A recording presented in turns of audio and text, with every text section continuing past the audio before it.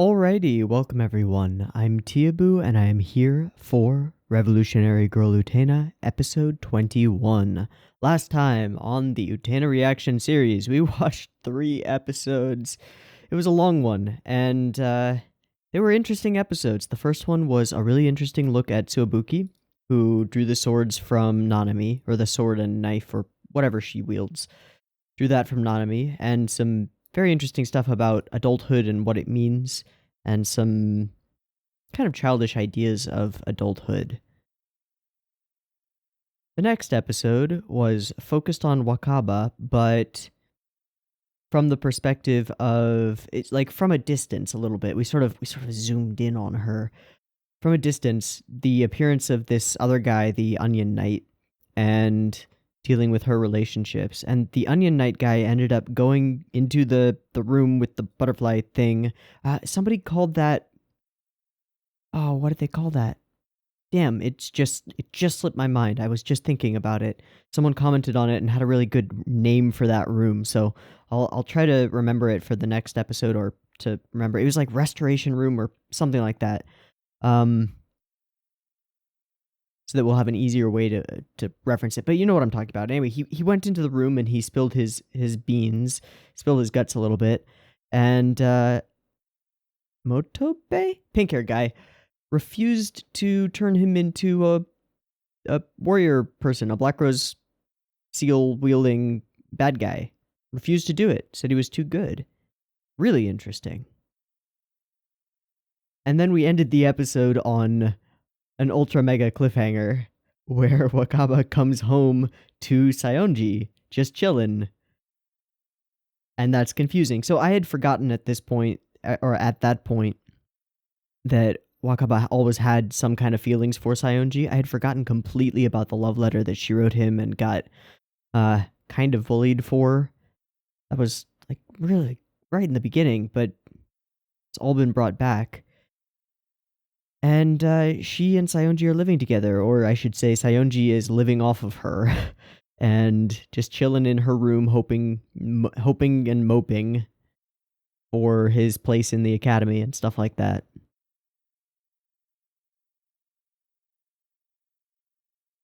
And eventually she is manipulated by pink-haired guy to pull the sword from him and fight Utena, and gets defeated.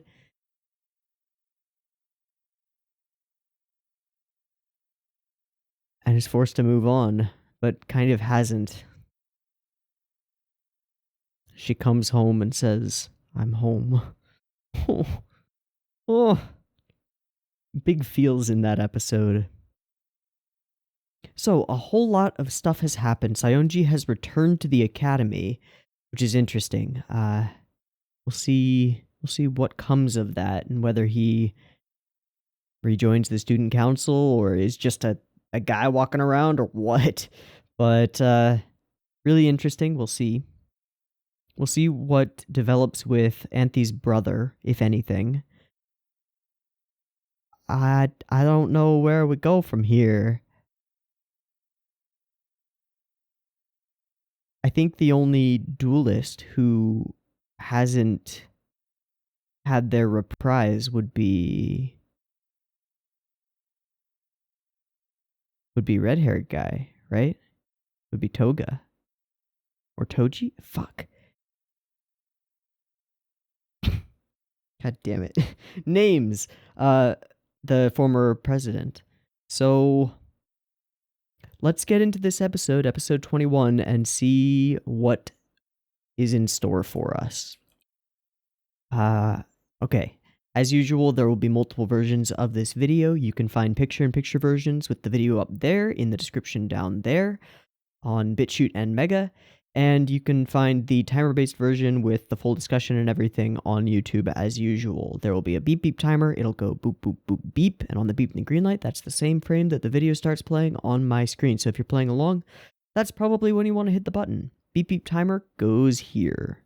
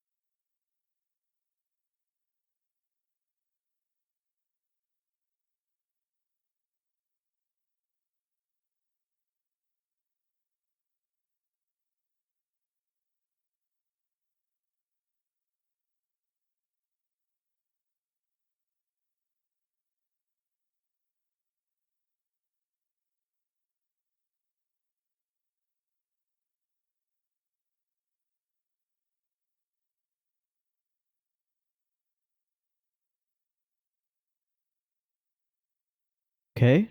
Nanami focus, which would make sense if we're going to end up drawing a sword from her brother.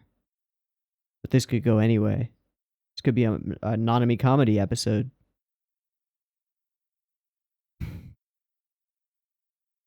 The entourage.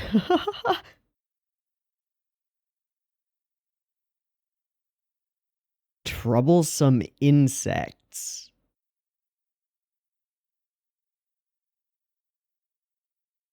Okay.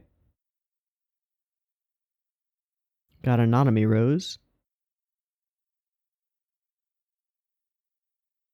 Is this in the early years? Is this a flashback? Hey, buddy. Okay. He's on screen.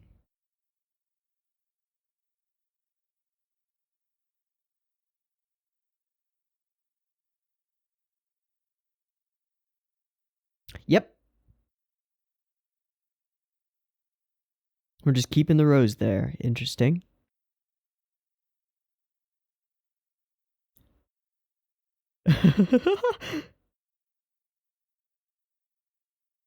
Reminds me of Choo Choo.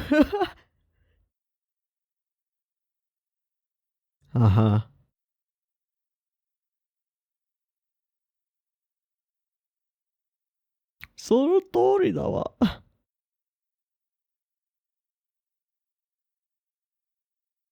Okay.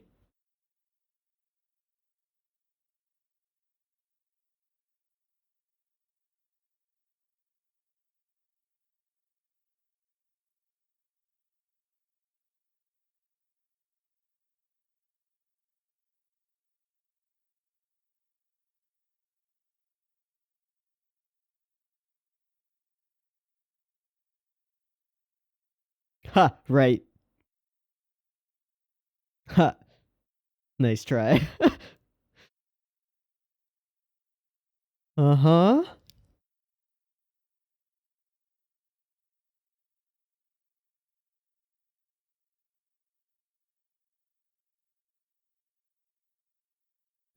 All right. This could still go either way. This could go full comedy or full dark. So far, full comedy.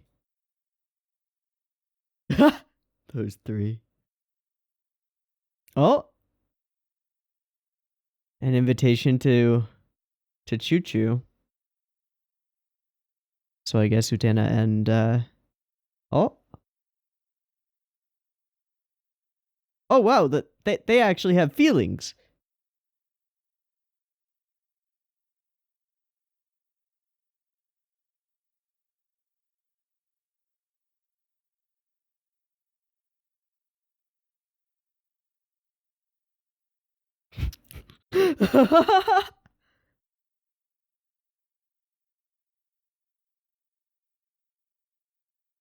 Aiko, Yuko, and Keiko?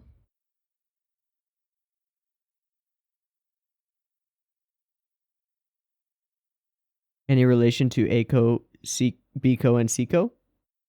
I don't think so.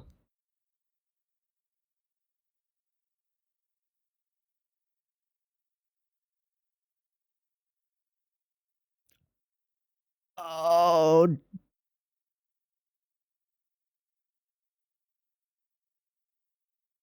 Demopatiga. Oh, that's too cruel.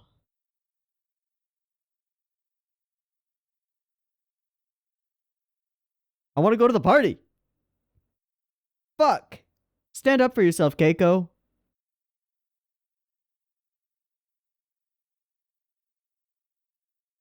But she knows. Okay. She knows what she's doing.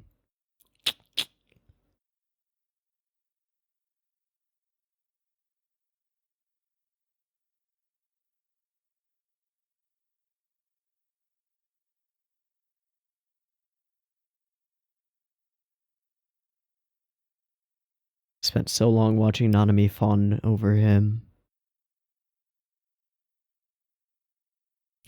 The prince and the princess. Okay. That is a really cool file system thing. It's just a cool set. Oh wow, she's gonna watch from afar.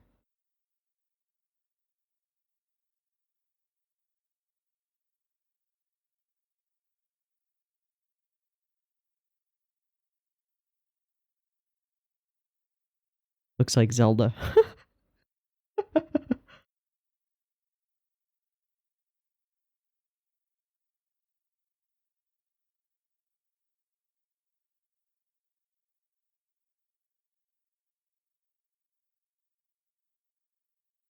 What's Anthe doing?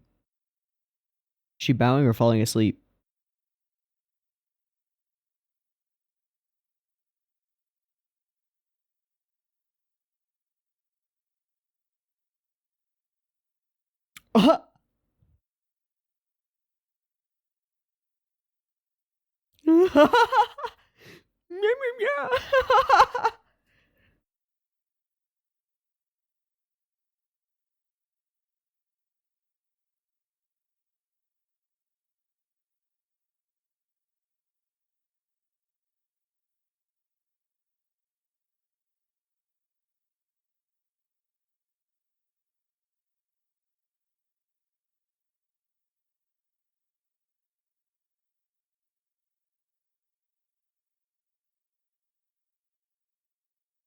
Ah, she's falling asleep. Okay.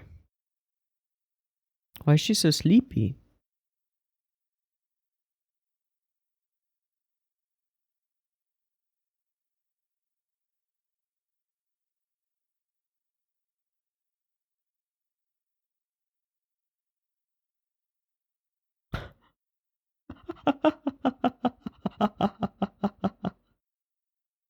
No! Oh god!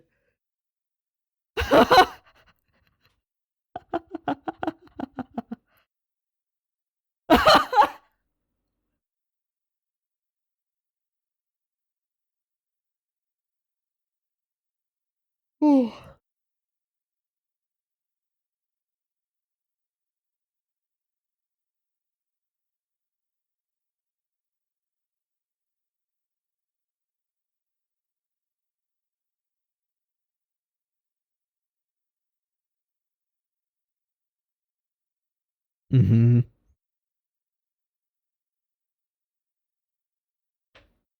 Super do not trust.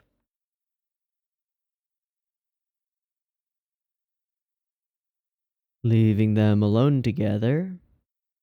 Will we get more insight?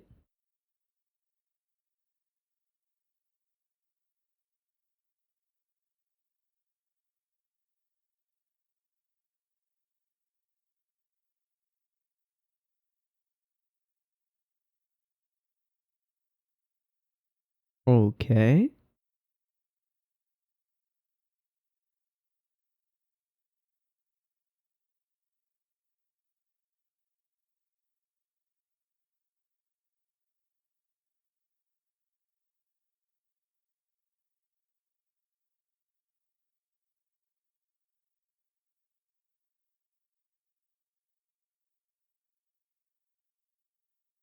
Hmm. A white rose for the prince.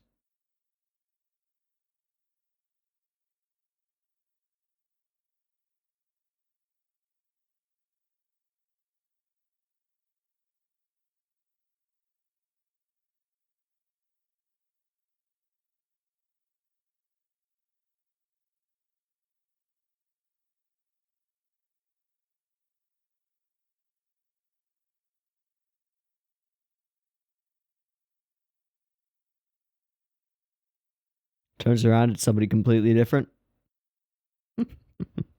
No, it's him, of course. He's actually out and about.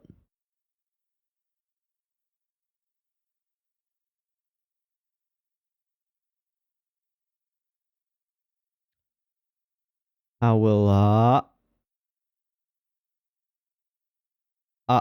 Oh. Oh.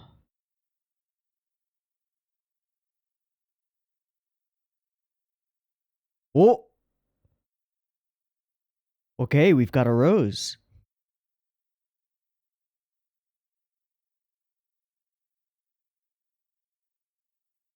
Does Nanami have the ring?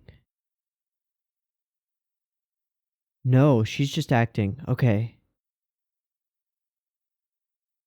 Oh man, you made a hell of an enemy, Keiko.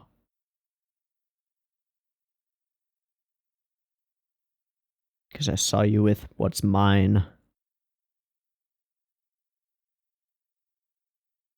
Wow, that little breath that the voice actress took. What time was that?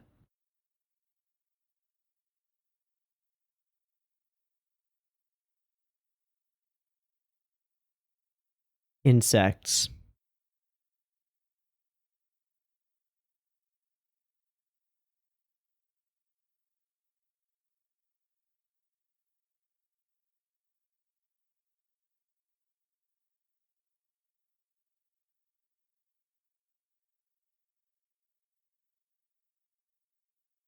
And now you're the butt of their jokes, huh?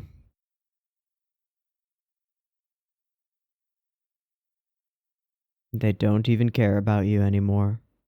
You've been cut off. Why would we do that? Then she'll turn on us. Cold.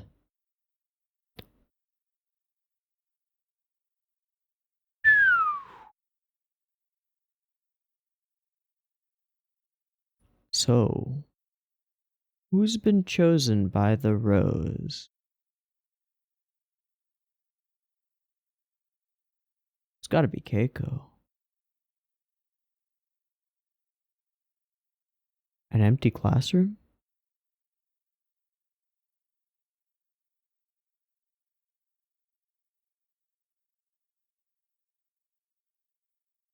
Okay, it's Keiko.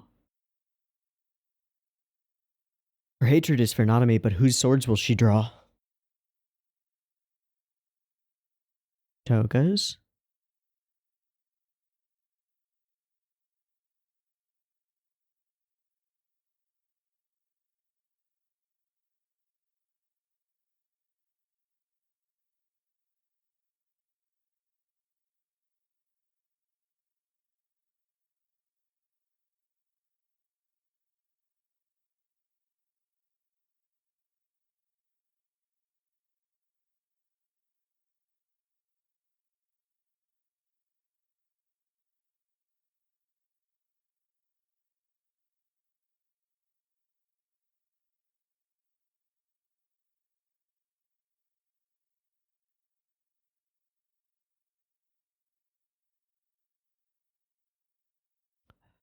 I see. Your only option.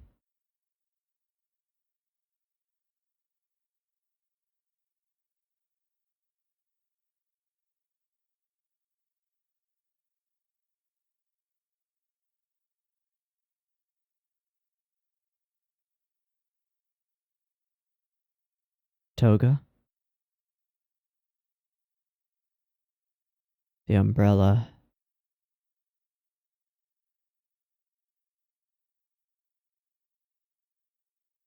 The ring. What will be on the desks? Umbrellas?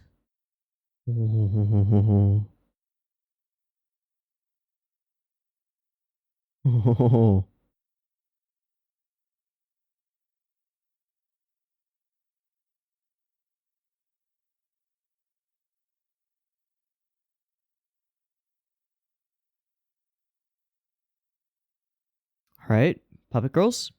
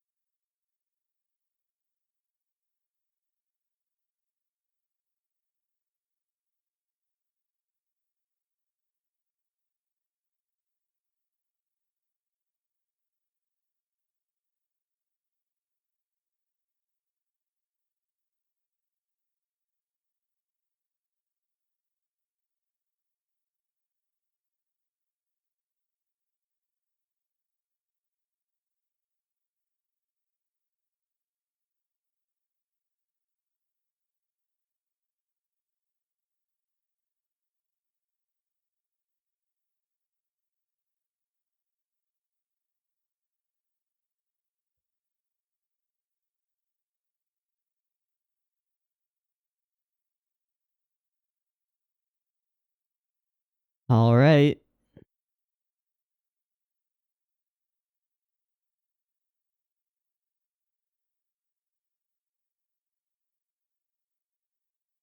Umbrellas, of course.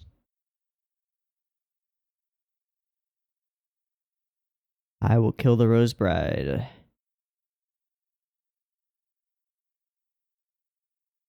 Cool uniform colors.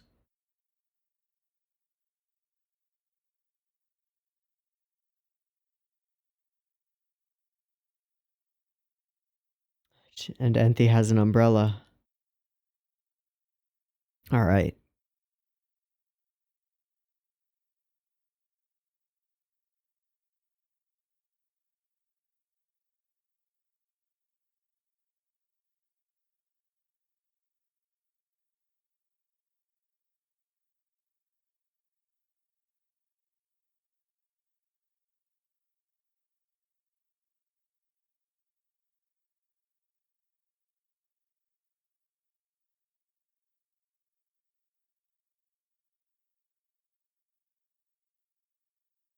True enough.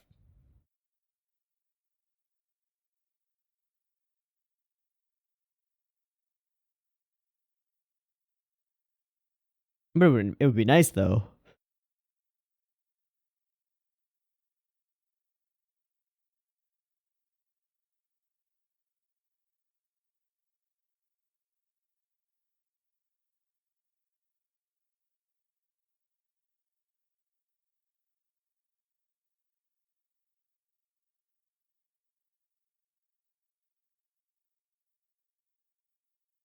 Umbrellas flying everywhere.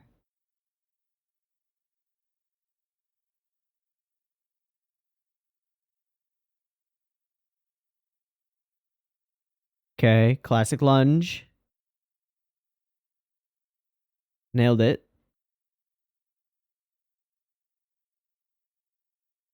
All the umbrellas float away.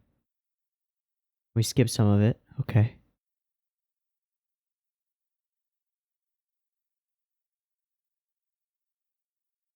Fuck.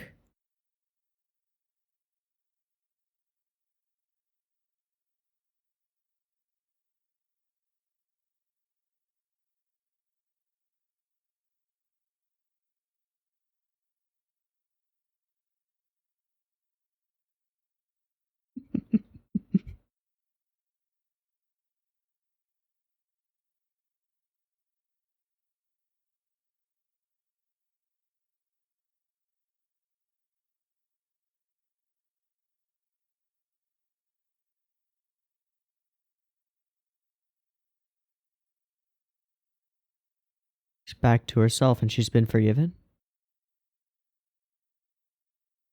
Yeah, me neither. Okay, I know. Right.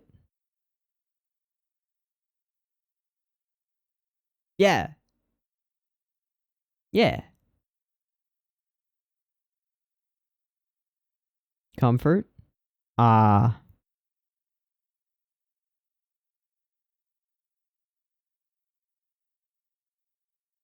I wonder if that's got any implications for Anthi and Utena and Anthi's brother.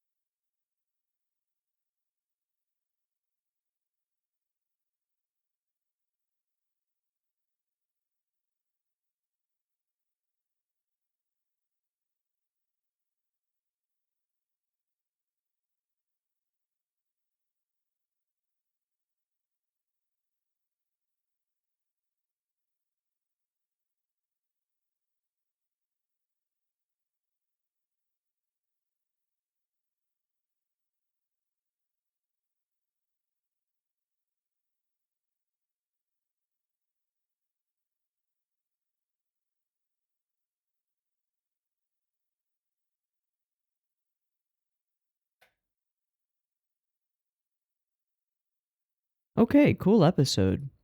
Bunch of things that I didn't expect. Having it not be Nanami to draw Toga's sword. It's definitely unexpected. The fact that the three Nanami follower people actually are people was kind of unexpected. I don't know why, but like, I just had it in my mind that they're just these sort of faceless characters that follow Nanami around and do her bidding. Sort of like the three dudes who were always around when Suabuki is with Nanami. Watch one of them get an episode. But yeah, I never really saw them as individuals, which is interesting because that plays with my expectations a little bit, which is kind of cool. There were a bunch of little tiny things in this episode that were really cool. But before we get into those, there was a reference to a book that this guy made that I want to check out. Yeah, Sei Shonagon, the pillow book. The pillow book? Sei Shonagon. Okay.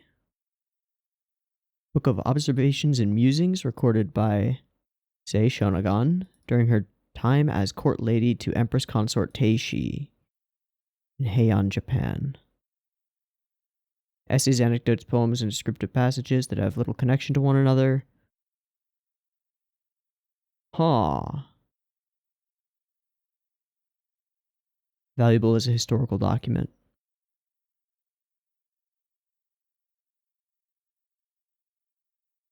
So it was a kind of journal or diary.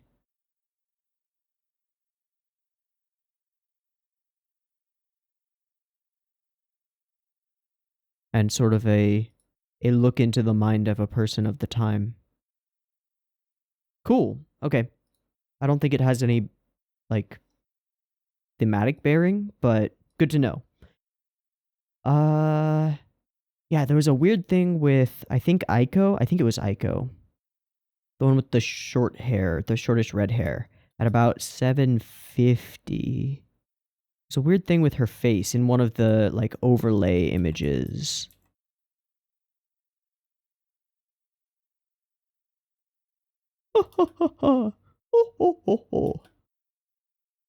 Okay. There. Okay, it was just this. I saw the curls over her face, and because I only caught it out of the corner of my eye, it looked like she had, like, raccoon markings or something on her face, like paint, but it was just the curls. Okay. At about 12 minutes, there was a really cool little breath from Nanami. It's after Keiko says, "But why?" Yeah. There's a little there. There's so much in that. That little it's got this, like, disgust and contempt to it in the and then this preparation for a verbal tirade in the inhale.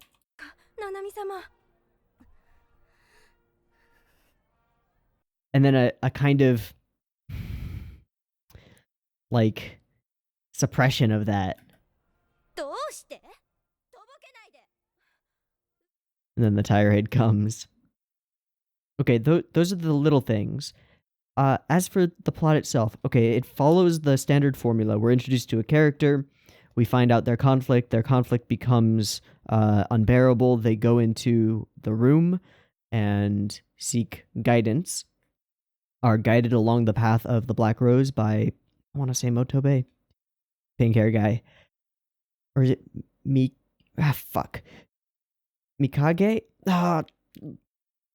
Pink haired guy. They're guided along by pink haired guy. They take the sword from one of the previous duelists, and they fight Utena with desks around them, a unique insert song, and red chalk outlines on the floor, and they lose.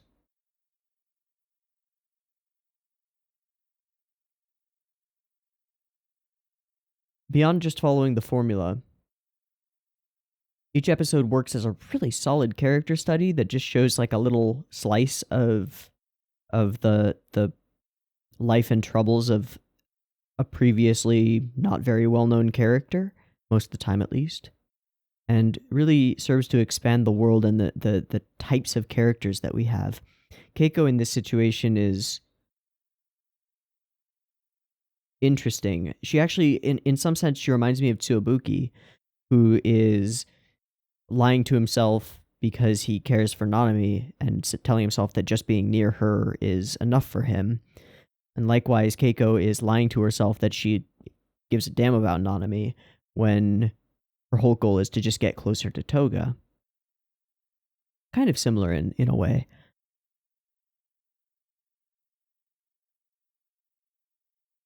But she makes this kind of fateful decision to lend her umbrella to Toga, who I don't think he speaks in this episode. I don't think he has any voice lines. You can correct me if I'm wrong.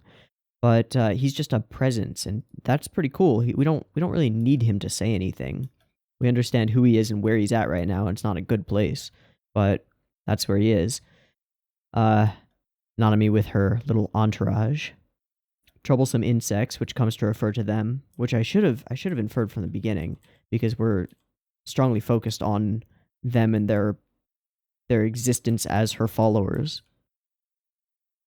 Then we get this whole section, which is all flashback, and as soon as it starts, the Nanami Rose is on screen, and it just remains there as an overlay throughout everything.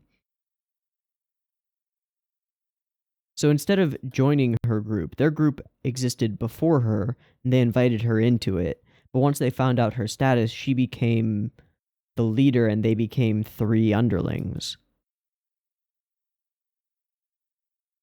And then they get this sort of inflated ego thing because they've been chosen by Nanami. I feel like she just grabbed whoever was nearby. And then this is kind of like all 3 of them have very Sailor Moon-y designs. What doesn't Sailor Moon have the little hair spiral things that Keiko has? Sailor Moon.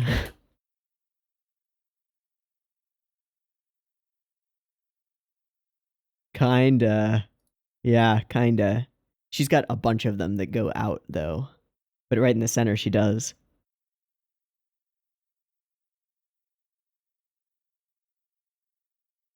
But, you know, three main girls with different hairstyles, resolving to do their best and work together and join forces and stuff. Hmm.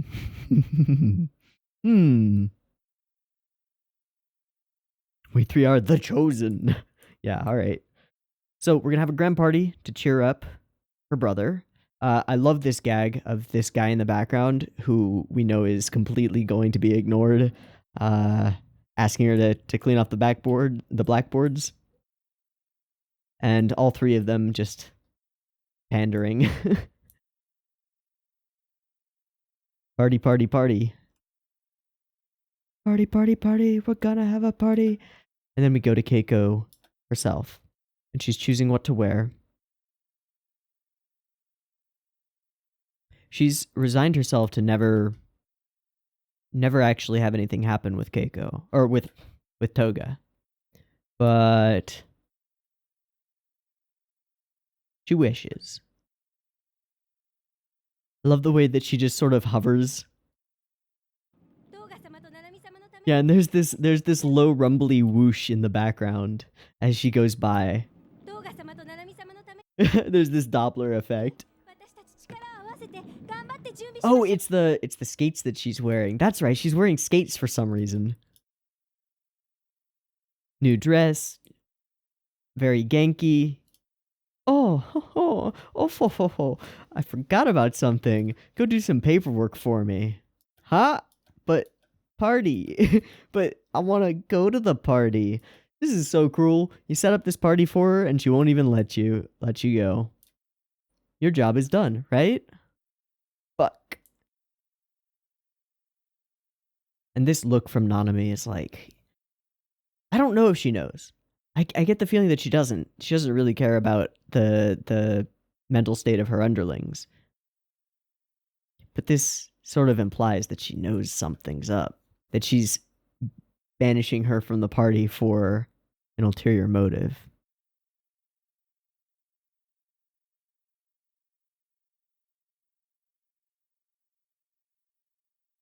For so long from afar. The only girl who can ever get near the prince is the princess from his fairy tale world, and I am not her. I love this set, this background. These file systems in like all directions. It kind of reminds me of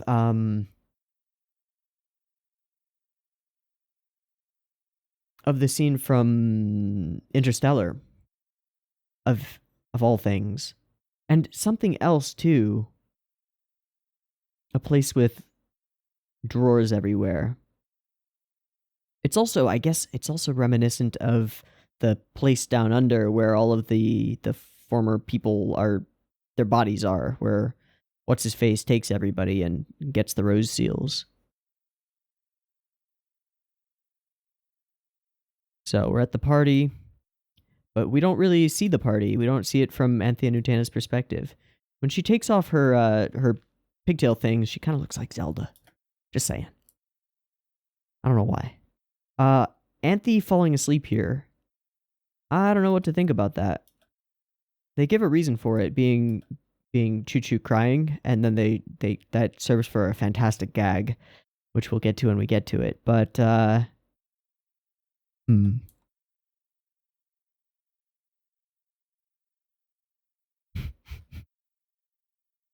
Oh, and another great gag. So we know that they all say one thing. The third one just says meow, meow, meow. And then we get a second pause, and she comes back. I love it. I love it. It's clever and cute. I just went to the party because I was invited. Like, what the fuck? You just took advantage of it. No shit. God.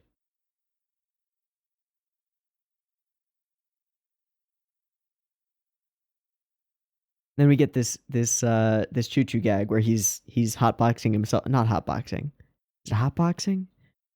That's weed in a car or a room.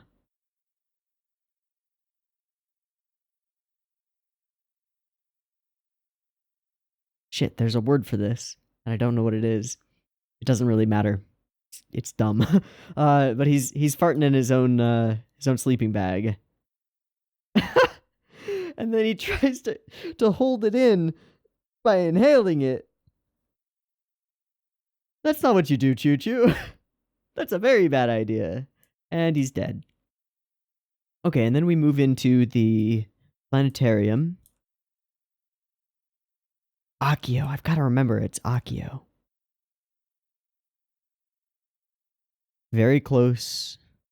So beautiful to see you together. And then he says some stuff to Anthe. I want you to stay good friends with Utena. Like the twins, Castor and Pollux.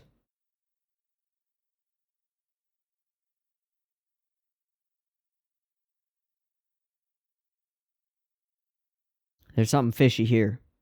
I don't know what it is, but there's something fishy implied here. There's always something fishy with Akio. Okay. Walking along. Appearance of the White Rose. It's Toga just walking in the rain. And she has this moment of hesitation as resolve and desire, or regret and desire, are at war within her. Then off she goes.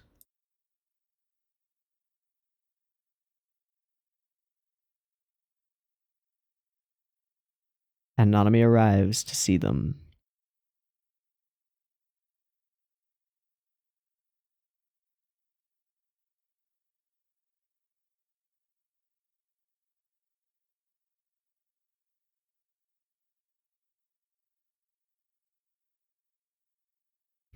You are cut off from everything.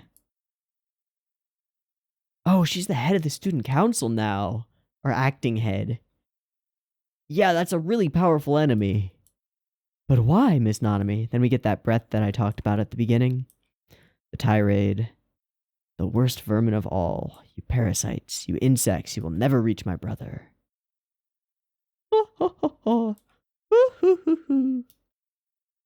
Keiko-san. She goes over to her friends. Do you hear something? Nothing at all. Fuck. Tumbling down, tumbling down, tumbling down.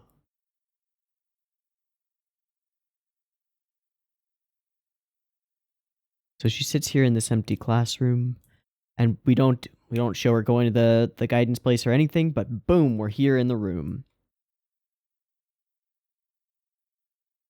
Only stayed there to get closer to Toga.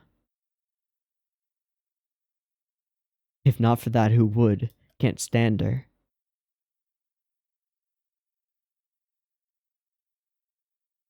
Who is she to trap me, and why should I constrain myself for her? Right in front of you. Not good. Kind of like you want to kill her. She won't even try to understand my feelings. Nope. I understand. Your only option is to revolutionize the world. She goes to Toga, of course, brings the umbrella with her. Speaks very frankly. My love, look at me.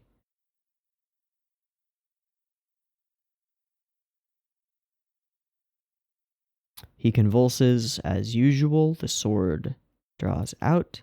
And it's like she's thrilled by this, that she's seeing something within him. Look only at me. I love this pose with her holding the sword like this. It's really cool. Get a thing. And this, I don't see anything to read into here. It was cute and fun for a Puppet Girl sketch. Just air freshener. And then we get staircase transformation sequence into pretty standard battle. With Toga's sword I shall defeat you. For my future with Toga I shall fight. Draw your sword. Vanish, fade away, melt away.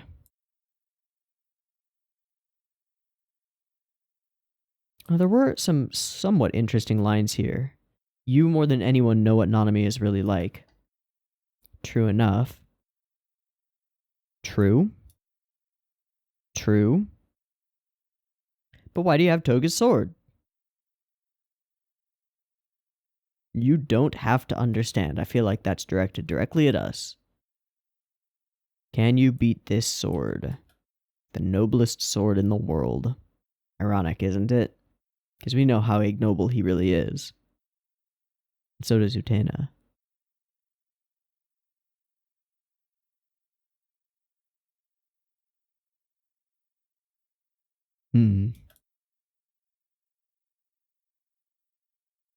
She's fighting to kill someone who's not who she seems, Nanami, so that she can get with someone who we know is not who he seems, Toga. Oh, what cruelty fate has. Kill Nanami who stands between me and Toga. Indeed, she's the real vermin. Standard Prince comes down, get a lunge, poke the flower, it goes flying. Umbrellas float away. Instead of desks all pop, pop, pop, pop. Just skip that part straight to overhead shot in the chalk outline. I don't even know her name. The struggle of being a supporting character, eh? I always thought she was Nanami's friend. And why wouldn't she from the outside? And this might be foreshadowing. It's scary how the roots of hatred can spread under the surface where you can't see them. Like the roots of a black rose. It's fun to see her describe her mistress as an insect. And she's back to it. Ha ha ha. I would never do that. Ha ha. We'll always be friends, right, Keiko?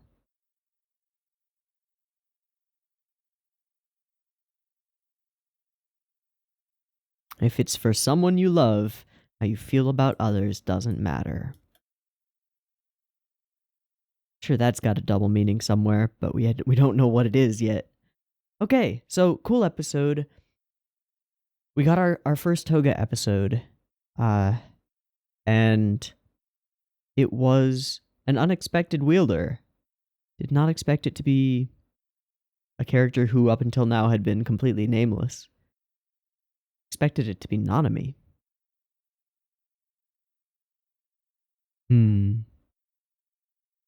Interesting. Cool episode. I think I'm done with talking about it, so I'm going to wrap it up. If you liked this video, go ahead and do that. If you hated it, give it a thumbs down. It's all good. If you could let me know why you hated it, that would be really helpful. Then I can use that information and improve. If you're not subbed and you want more, maybe do so. And if you are subbed and you're not getting my videos, maybe the bell can help you. And as always, if you really like this content, want next week's Utena reaction a week early, or just want to support this doofus who makes all these videos, you can head over to patreon.com/Teeaboo to get all that stuff. So check that out if you want to. And finally, I've been Teeaboo. This has been Revolutionary Girl Utena, episode 21. I hope you've enjoyed it as much as I have, and as always, I hope to catch you in the next one. Peace.